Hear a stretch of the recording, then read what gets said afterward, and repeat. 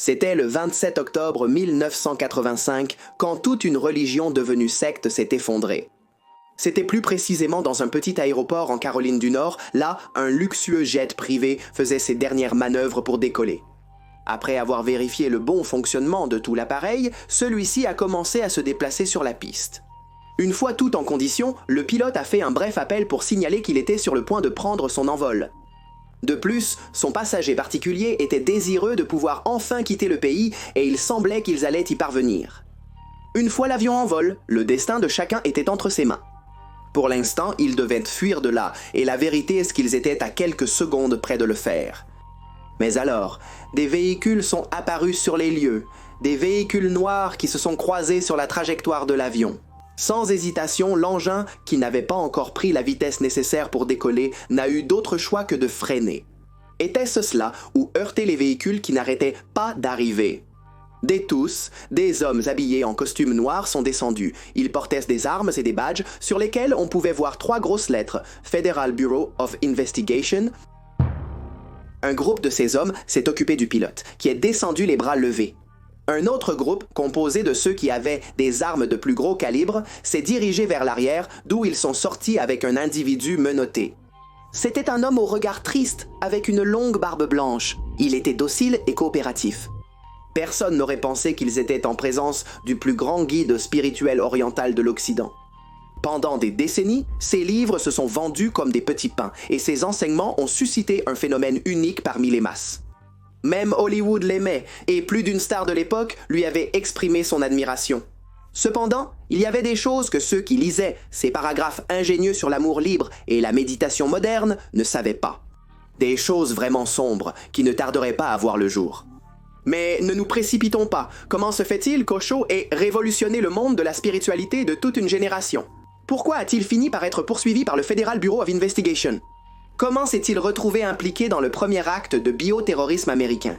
Quel type d'allégations ont été portées contre lui et ceux qui pratiquèrent son culte? Est-ce vrai que sa prétendue congrégation pacifique était sur le point de prendre toute une ville par la force? Pour répondre à ces questions et à d'autres, nous allons voyager vers le côté obscur d'Osho. Avant de débuter, merci de laisser vos commentaires et suggestions pour de futurs cas sur cette chaîne. Nous allons lire tout ce que vous suggérez et nous allons y prêter cette attention. Nous allons donc construire le diagramme pour l'année prochaine. Laissez vos commentaires ci-dessous.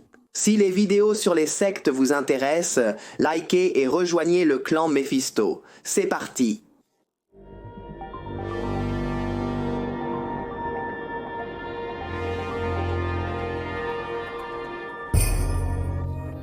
Contre la mort. Le 11 décembre 1931 en Inde est né un garçon qui serait l'aîné de 11 enfants. Bien qu'on l'appelle Chandra Mohan, très peu de personnes le connaîtraient sous ce nom. Chandra a eu accès à une bonne éducation, il était bon dans ses études et n'avait pas de problème pour socialiser avec d'autres garçons. Cependant, ses premières années ont été rapidement marquées par une préoccupation qui, tôt ou tard, a commencé à l'obséder. Après la mort de son grand-père, l'enfant n'a pas pu s'empêcher de penser que tout dans le monde était souffrance. La pensée est devenue plus profonde quand le malheur a fait à nouveau son apparition dans sa vie. Cette fois, une fille dont il était amoureux est morte soudainement. Ce deuxième coup l'a complètement déstabilisé. Chandra a décidé de se livrer à la solitude et a commencé à lire de plus en plus de livres, tous provenant de la bibliothèque de son père. Un marchand de tissus adroit. Il préférait rester entre ces 4 murs, craignant de s'associer à des personnes qui pourraient quitter ce plan. D'un moment à l'autre, de la manière la plus injuste. La mort d'un de ses cousins, avant qu'il n'ait 15 ans, ne l'a même pas surpris. À ce moment-là, il avait eu le temps de réfléchir sur la finitude des choses. Il était arrivé à la conclusion qu'il pourrait se replier pour tenter d'éviter l'inévitable, ou pourrait-il essayer de mener une vie qui avait un sens? Malgré les adversités que la réalité allait toujours lui imposer, il a choisi la deuxième option. Au milieu de ses années de lycée, il restait un élève exceptionnel, mais il était aussi devenu un mal de tête pour beaucoup de ses professeurs. La raison, ces jours où il avait cultivé le silence, Chandra avait développé certaines idées qu'il ne voulait pas se priver de partager avec tout le monde. Il était devenu problématique et argumentatif, générant habilement la controverse en renversant les arguments de ses aînés. C'était un rebelle avec une grande capacité à argumenter, ce qui attira rapidement l'attention de ses camarades. Il ne le savait pas encore, ou peut-être que si, mais cela serait le germe de ce qui deviendrait plus tard sa carrière en tant que leader spirituel le plus important des dernières années. Chandra cherchait tellement à discuter avec ses supérieurs que ceux-ci se sont fatigués à un certain moment. Le jeune homme devenait dangereux, non pas tant pour les questions qu'il posait, mais pour ses propositions de faire les choses différemment. Chandra ne se contentait pas de remettre en question ce qui était établi, il osait également proposer de nouveaux points de vue qui dérangeaient beaucoup de ceux qui l'entouraient. Et qu'est-ce qui s'est passé alors? Eh bien, l'évidence, ils l'ont expulsé de cette école, puis d'une autre, et ensuite d'une autre.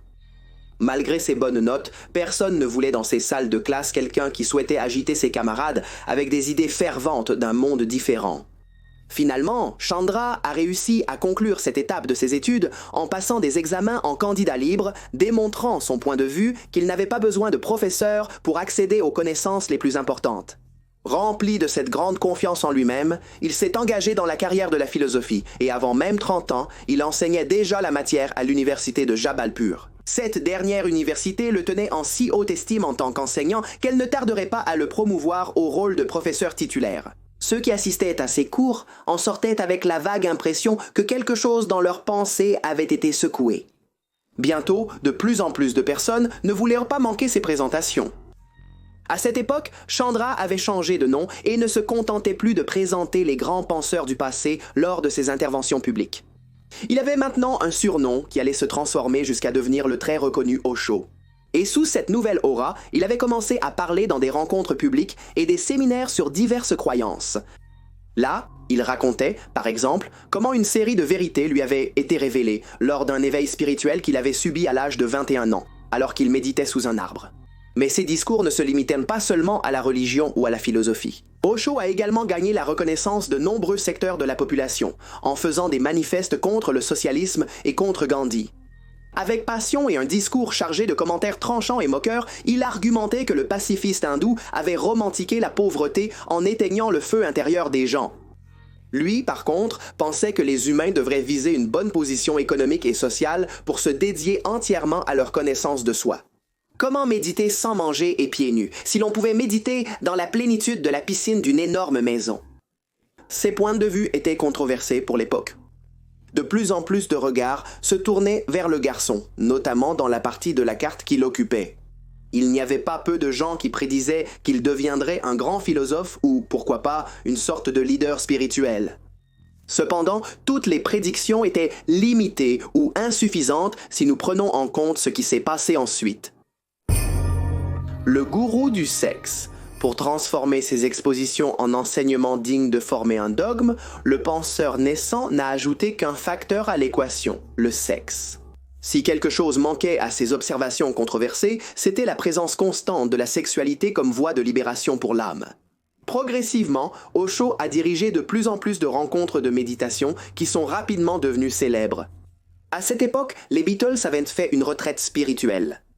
Et leur relation avec une forme de vie plus transcendante a conduit à certaines idées propres à l'Orient atterrir en Occident avec une force relative.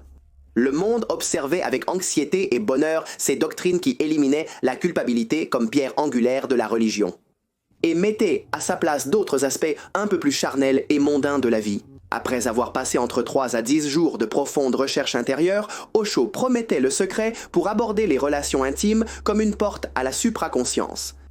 Cette formule a fini par le catapulter. Ainsi, sa renommée est passée du niveau local à l'international. En un clin d'œil, les religions les plus conventionnelles ont voulu mettre un frein à cette avancée de pensée plus progressiste, mais c'était en vain. Pour chaque réplique qu'ils faisait de plus, les gens étaient convaincus qu'Osho devait avoir raison. Pourquoi suivre ceux qui prônaient la chasteté, quand on pouvait faire partie d'un culte qui défendait une vie plus organique, en accord avec nos désirs? Et ce n'était pas le seul précepte de base qui a été transmuté avec l'arrivée de ces idées. Avec Oyo à la tête, la soi-disant méditation dynamique a commencé à connaître un essor insolite. Et de quoi s'agissait-il au juste? D'une méditation qui, au lieu de se faire en silence et en tranquillité, était liée au mouvement, à la danse, au sensoriel, au contact avec l'autre. Aux yeux de ce nouveau gourou, tout se transformait. Et les plus jeunes, qui se distançaient naturellement des pensées spirituelles, ont commencé à s'intéresser à ce qui se passait dans les salles où Osho se présentait. De plus, le sujet était charismatique, spirituel, impertinent, mais savait aussi quand il devenait sérieux. Transmettre un halo de mysticisme, comme s'il révélait toujours quelque chose tout en gardant quelque chose de plus. Avec cette notoriété inattendue sur ses épaules, il n'a pas eu de mal à commencer son premier groupe de disciples à 40 ans. C'était le 26 septembre 1970 et une boule commençait à prendre forme, qui grandirait et grandirait jusqu'à tout écraser. Philosophie pour les conquérir tous. La plupart des religions voient le détachement matériel comme quelque chose de souhaitable pour un avenir éclairé. Comme nous l'avons mentionné, Osho a élaboré un discours concret où il utilise des pas de comédie. Il envisageait la possibilité que le luxe et l'éveil de la foi puissent se aller de pair. Le meilleur prophète est celui qui enseigne par l'exemple plutôt que par les paroles. C'est pourquoi Osho, qui se sentait si connecté à son sens supérieur, a également battu un record. Le plus curieux est qu'il a réussi à avoir le plus grand nombre de Rolls-Royce, et ce n'était pas une ou deux voitures haut de gamme. Osho a fini par posséder 93 véhicules, et bon nombre de ses disciples étaient disposés à continuer à collecter des fonds pour lui en acheter beaucoup plus. Il souhaitait que le leader possède une voiture différente pour chaque jour de l'année, ce qui n'avait aucun sens. Ceux qui suivaient Osho voulaient montrer que l'argent devait être désacralisé, et ils le faisaient d'une manière assez particulière, se procurant des plaisirs mondains qui, selon eux, étaient très liés à leur essence. Il en découle que beaucoup des premiers adeptes d'Osho étaient précisément des personnes de grand pouvoir économique.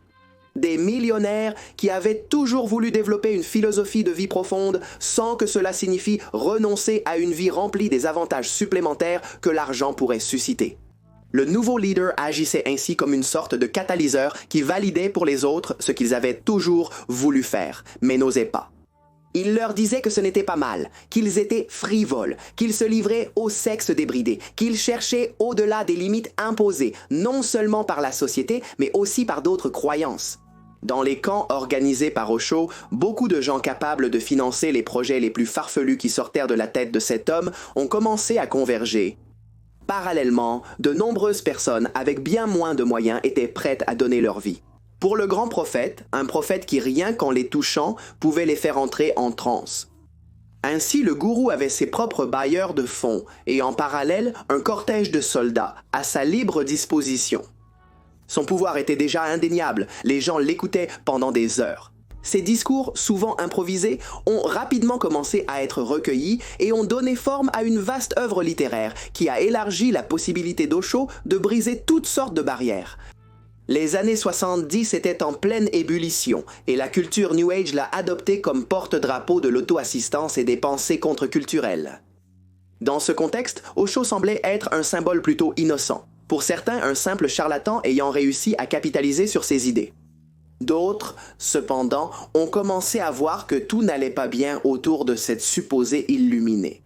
En fait, loin d'y avoir de la lumière, il semblait que les ombres grandissaient au fur et à mesure que sa stature augmentait. Première controverse. Au fil des mois, il est devenu de plus en plus courant que des personnes attirées par la figure d'Osho se rapprochent de ces centres de méditation. Et nous parlons de personnes venant des parties les plus diverses du monde, que ce soit par pure curiosité ou en réponse à un fort appel intérieur. Hommes et femmes arrivaient en Inde pour vivre de première main cette expérience dont tout le monde parlait. Et Osho était si convaincant à les accueillir. Il y a des milliers de cas de familles entières qui ont complètement laissé derrière elles la vie qu'elles avaient avant de le connaître. Des maisons et d'autres membres de la famille ont été laissés derrière par ceux qui étaient convaincus qu'ils étaient en présence d'un véritable élu. Dès qu'ils prenaient la décision, ces personnes laissaient toutes leurs économies entre les mains de leur nouveau guide, qui leur promettait des investissements judicieux. Cependant, loin de recevoir des intérêts conséquents, avec le temps, ceux qui rejoignaient la communauté croissante découvraient qu'ils devaient désormais travailler 2 fois plus qu'avant. Avec des discours élaborés et persuasifs, on leur expliquait la bonté de se connecter aux obligations du groupe. Ainsi, ceux qui arrivaient trouvaient leur place d'appartenance tant qu'ils mettaient à la disposition de la congrégation leur esprit et aussi leur corps. D'une manière ou d'une autre, la récompense pour tout cela semblait en valoir la peine. Personne ne se plaignait ou personne ne voulait retourner à son ancienne vie, où ça semblait l'être. Avec le temps, un côté B commencerait à se montrer. Apparemment, il y a eu bien sûr des plaintes. Et des individus qui, après quelques semaines passées près du gourou, sont arrivés à la conclusion qu'ils préféraient leur vie en dehors d'un centre de méditation. Mais à ce moment-là, ces personnes avaient déjà donné quelque chose de plus précieux que leur argent, leurs secrets les plus personnels. En utilisant cela comme moyen de chantage, ceux qui étaient les mains droites d'Osho les invitaient à rester ou à réévaluer leurs critiques. Avec des doses égales de charisme et de coercition, la figure de cette nouvelle pseudo-religion a continué à gagner en présence dans les médias et bientôt, Osho est devenu synonyme de bien-être et de paix intérieure. Ces médias ne rapportaient pas des choses, comme le fait que le gourou était en faveur de l'euthanasie, pour des enfants présentant divers défauts congénitaux, comme la cécité, la surdité et la mutité. Selon ces mots, surcharger la terre avec des déformations n'était pas quelque chose qui devrait être bien vu. On ne parlait pas non plus en profondeur de ce que le grand maître pensait, des Juifs qu'il catégorisait comme un peuple rempli de culpabilité pour avoir tué Jésus. D'après Osho, cette culpabilité ancestrale poussait les Juifs à chercher ceux qui les extermineraient, comme cela s'est produit avec Hitler. En somme, il les blâmait pour ce qui leur était arrivé. Parallèlement, la paix commençait à être mise à rude épreuve. À l'intérieur du culte, il n'y avait pas seulement ceux qui se sentaient trompés, mais qui ne trouvaient pas comment partir sans payer de lourds dommages collatéraux. Les autorités indiennes elles-mêmes ont commencé à regarder ce groupe avec une certaine suspicion, qui achetait de plus en plus de terrain et construisait de plus en plus de maisons pour accueillir une commune en croissance. Et ils sont devenus encore plus alertes lorsqu'ils ont découvert que des gens envoyés par Osho étaient désireux d'acquérir de nouvelles terres pour s'installer. Ils ont immédiatement enquêté en profondeur sur l'organisation et ont trouvé plus d'une irrégularité. Ceux qui conseillaient légalement Osho avaient mis en place tout un schéma afin que les impôts qu'ils payaient soient minimes, essayant de trouver un moyen de leur enlever cet avantage. C'est alors que les autorités indiennes ont commencé à recueillir des témoignages faisant état de violence, de prostitution et de libre circulation de drogue. Dans les cercles intimes de ce lieu auquel ses fidèles le décrivaient comme un foyer de lumière. Face à cela, et sachant qu'il y avait une intimidation qui leur laissait peu de marge. Avant que tout ne s'effondre, Osho et ses partisans ont pris une décision drastique. Ils devaient quitter l'Inde, mais où? Après avoir évalué des destinations partout sur la planète, ils ont choisi un ranch en Oregon, aux États-Unis. C'est là qu'ils sont allés. Ils savaient qu'un déménagement ne serait pas facile et que cela mettrait à l'épreuve la foi de nombreux individus. Cependant, ils ont mené à bien l'Odyssée avec un succès total. Mais pour expliquer comment tout s'est déroulé selon les plans et comment ensuite les problèmes se seraient redoublés jusqu'à des situations extrêmes et bizarres, il est nécessaire que nous parlions de Ma Anand Sheela, la femme de confiance du leader. La propriété que Osho a acquise en Oregon a coûté près de 6 millions de dollars et une grande partie de cet argent a été donnée par le mari d'une certaine Sheela. À cette époque, Sheela était bien plus qu'une fidèle. Elle se montrait prête à suivre Osho dans toutes ses traversées. Au fil du temps, la femme était devenue la personne avec laquelle le gourou se réunissait en privé pendant des heures pour décider de la prochaine étape de sa congrégation.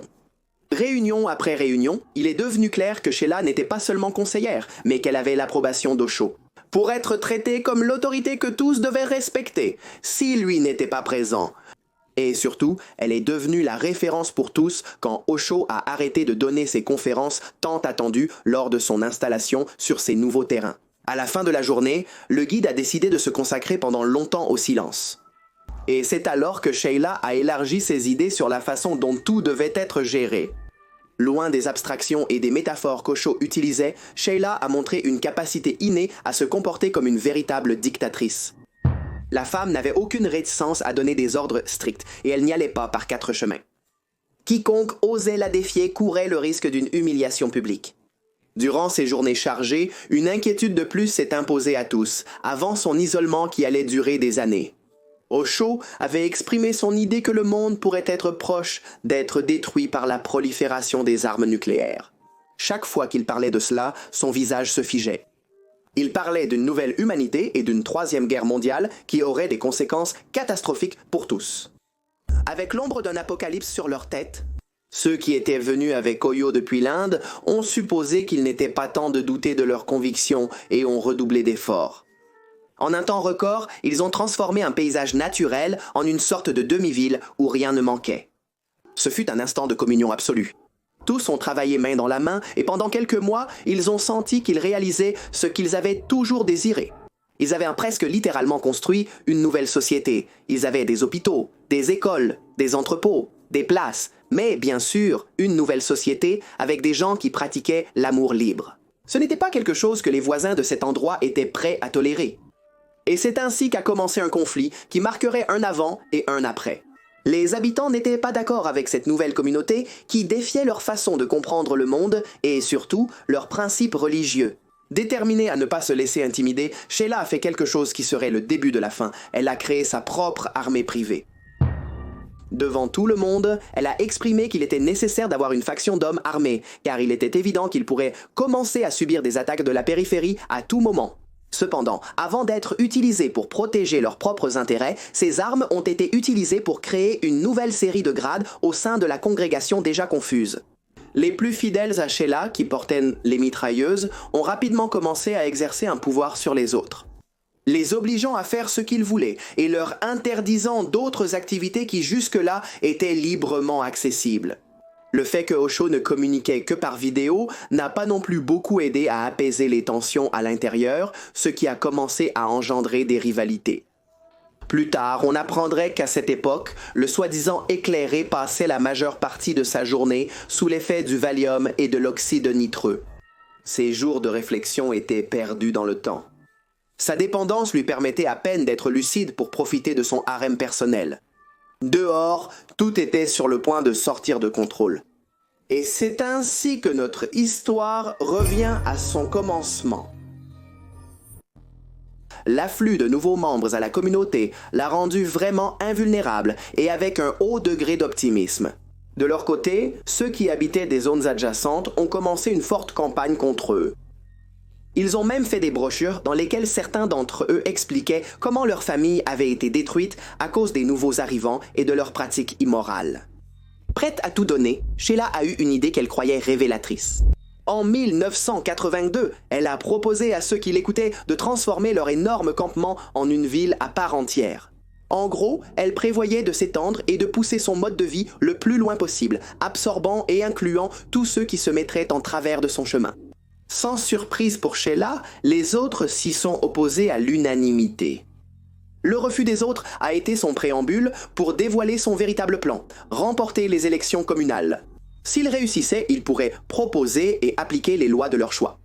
Il n'aurait plus besoin de négocier quoi que ce soit avec qui que ce soit, il pourrait faire ce qu'il voulait, il pourrait grandir jusqu'où il l'imaginait. Sheila était tellement engagée dans cela qu'après avoir proposé quelqu'un de sa congrégation pour le poste de maire, elle est passée à la deuxième phase du projet, l'achat de votes. Sachant qu'il serait très difficile d'extorquer les gens de la région, étant donné qu'ils avaient tout pris aussi personnellement qu'elle, la femme a mis en œuvre l'une des manœuvres les plus dénuées de scrupules jamais réalisées. En quoi cela a consisté? Simple. Ces hommes ont cherché des sans-abri dans d'autres États. Il a offert à tous un abri sur son ranch et leur a demandé de voter pour le candidat indiqué le jour des élections. La promesse était de donner une maison aux sans-abri. Ainsi, 4000 d'entre eux ont été inscrits sur la liste électorale. Et grâce à eux, la stratégie perverse de Sheila aurait été couronnée de succès. Mais quelqu'un a alerté de la fraude et tout s'est effondré. Il est important de souligner que les personnes qui avaient été amenées d'autres États ont été abandonnées par la congrégation d'Osho. Lorsque le plan a été interrompu, l'État américain a dû se charger de les rapatrier dans leurs différentes villes d'origine. Beaucoup se demandent aujourd'hui si, à ce moment-là, Sheila n'aurait pas dû faire l'objet d'une enquête plus sérieuse par les autorités. Tout indiquerait que oui, cependant, elle resterait libre. Allait-elle alors prendre sa retraite? Non, bien sûr, elle n'était pas sur le point de jouer sa dernière carte pour prouver que rien, ni personne, ne lui donnerait des ordres. La dernière carte de... Sheila en est venue à la conclusion qu'il y avait un moyen de se hisser par-dessus tout type de réglementation. Éliminer les juges et les procureurs qui empêchaient tant elle et son groupe de prendre le pouvoir. Ainsi, après avoir passé de longs mois à acheter des informateurs et à effectuer des écoutes illégales, elle a pu dresser une liste des centres alimentaires les plus fréquentés par ceux qu'elle détestait. C'était en 1985 lorsque les hommes qui obéissaient à ses ordres ont contaminé les bars à salade de 10 restaurants différents dans les villages voisins de la communauté d'Osho avec de la salmonelle. Bien que l'on ait d'abord cru à un accident, il est vite apparu qu'il s'agissait de la première attaque de bioterrorisme aux États-Unis. Ayant échoué pour la deuxième fois et ne voulant plus abuser de sa chance, Sheila s'est enfuie avec un groupe de fidèles. Cette fois, la nouvelle avait déjà fait le tour du monde. Après des années de confinement, Osho est réapparu, cette fois pour dire qu'il n'avait jamais été au courant de ce que faisait Sheila. Malgré la présentation de diverses preuves indiquant le contraire, le Federal Bureau of Investigation a également découvert que l'homme était impliqué dans des irrégularités liées aux lois sur l'immigration. Il n'a donc pas fallu longtemps pour qu'ils mettent la main sur lui. Ils l'ont fait juste au moment où il s'apprêtait à partir avec son avion privé, qui sait vers où, bien que beaucoup spéculent qu'il aurait été aux Bahamas. Il avait sur lui plus de 60 000 $ et des bijoux évalués à un peu plus d'1 million. Le 28 octobre 1985, Osho a fait la une des journaux les plus prestigieux. Cependant, sous sa photo, il n'y avait plus de phrases d'auto-assistance ou de date des prochains congrès de méditation. Osho était présenté comme un monstre. Après cela, le gourou a été transféré à plusieurs reprises dans des circonstances confuses, sans aucun moyen de communication. Dans chaque cellule qu'il a foulée, on l'a forcé à s'enregistrer sous un faux nom, ce qui, selon lui, portait atteinte à son intégrité et faisait de lui une victime potentielle. Il savait que, comme Osho était intouchable, sous un autre nom, il courait le risque d'être abattu par ceux qui cherchaient à se venger. Il y a eu des négociations, des avocats qui sont allés et venus, plus de découvertes sur ce qui se passait dans leur communauté. Beaucoup l'ont pleuré et n'ont jamais cessé de répéter qu'avec lui, ils ont vécu leurs meilleures années. Tant d'autres ont fui son influence dès qu'ils en ont eu la chance. Pour certains, son arrestation a été essentiellement l'occasion de sortir de l'enfer. Il pesait sur lui 35 chefs d'accusation. Après avoir plaidé coupable de 2 infractions et accepté une amende de plusieurs centaines de milliers de dollars, Osho a été expulsé des États-Unis. Certes, l'homme a soutenu qu'il avait été injustement accusé et qu'il avait été victime d'une persécution sanglante, fruit d'esprits fermés qui ne voulaient pas voir la vérité, mais personne n'a plus accordé d'importance à ses paroles. Son pouvoir de persuasion s'était en partie évaporé. De nombreux pays lui ont interdit l'entrée, et lorsque l'Uruguay a entamé des négociations pour lui offrir l'asile à lui et aux siens, il a reçu un appel intimidant depuis l'Amérique du Nord. Dans cet appel, il lui annonçait que si Osho restait là-bas, la dette de 6 millions de dollars que l'Uruguay avait envers le gouvernement américain devrait être payée immédiatement. Ils ont aussi été chassés de la Jamaïque et ont eu des conflits à Madrid. En 1986, il était de retour en Inde, donnant des conférences à un groupe restreint. La vie avait pris un tout autre tournant pour lui. 4 ans plus tard, plus précisément le 19 janvier 1990. Il est mort à l'âge de 58 ans et avant de partir, il avait dit à ses proches que sa mort prématurée était de la faute des Américains. Selon lui, alors qu'il était en prison, on lui avait injecté une substance qui aurait aggravé son diabète. Cela n'a jamais été corroboré.